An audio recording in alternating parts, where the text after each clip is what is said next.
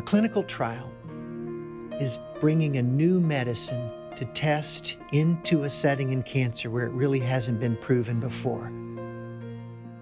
My name is Jennifer Walls. I'm a stage 4 colorectal cancer survivor. I'm Sherry Jamison. I'm a stage 4 colon cancer survivor.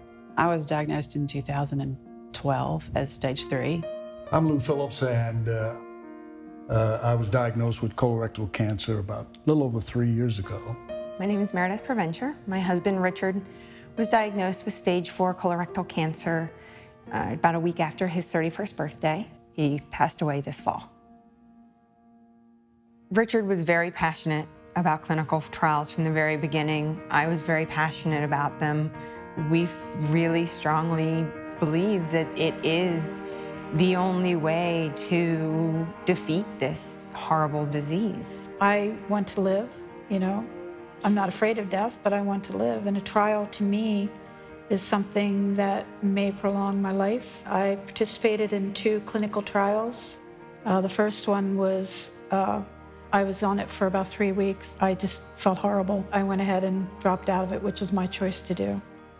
I think one of the hardest elements in deciding about clinical trials is a type of clinical trial called the randomized trial. What this means is that there's a standard approach, and then there's a new approach that's being tested. And instead of us getting to pick which one of those you go on, a computer somewhere flips a coin and you get either A or B. It's important that patients enter into randomized trials because we don't really know if a new treatment's better than the old without randomization. Now, what I think a lot of folks overlap with that is placebo, right?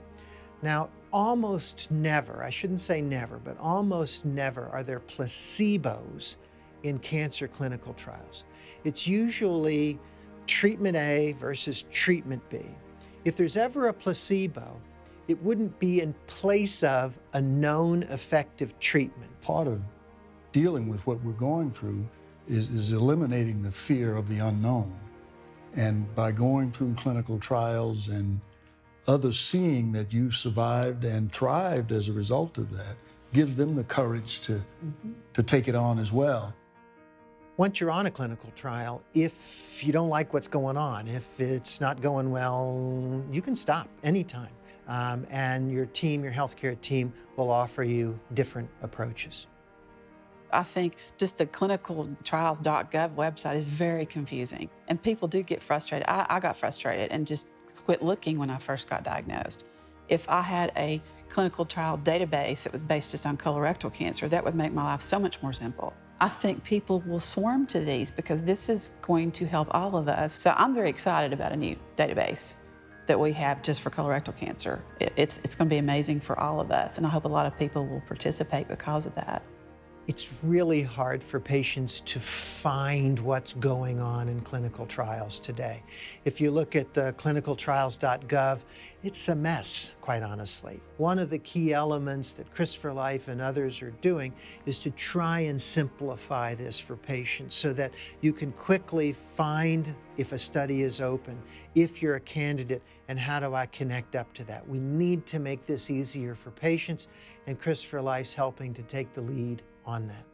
The clinical trials provided a lot more opportunity to interact with the doctors and nurses and have a lot more one-on-one monitoring on a regular basis.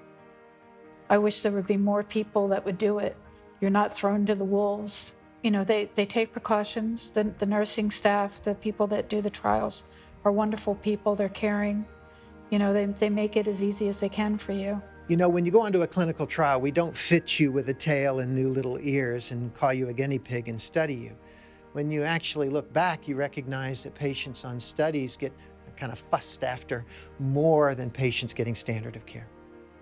They're going to give you all of the information because they have to, because it's a trial. They have to be very open about these are the risks. They're going to give you all of the risks that have ever happened.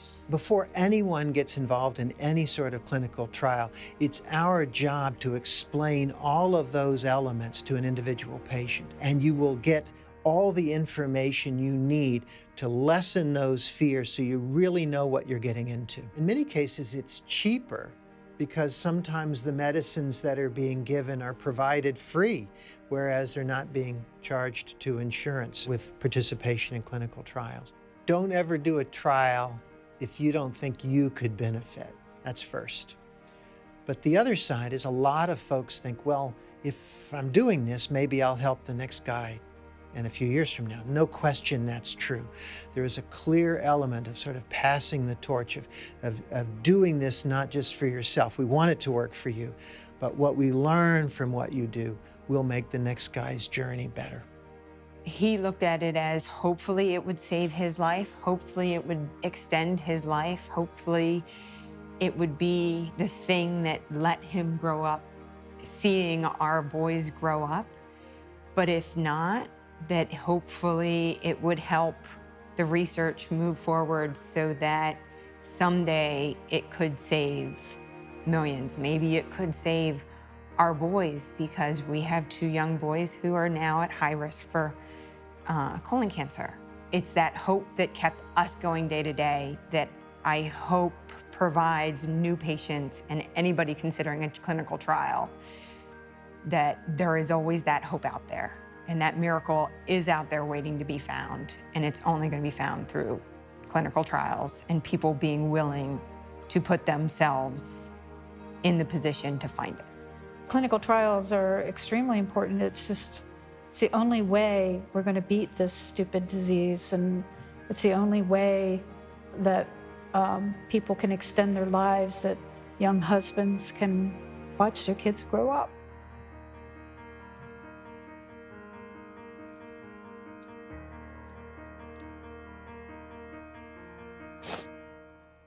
And that's what these trials are for, is to find a way to stop it. And I encourage anybody to please do a trial. It's, it might be the one. It might be the one that helps. It gives us hope. It gives us the hope that we need in order to continue the fight. Too often, the word cancer robs an individual of the ability to understand that there's hope. And clinical trials give you that. The will to get well goes beyond just medication. It also has a lot to do with your mindset. That possibility of being cured through clinical trial is very significant.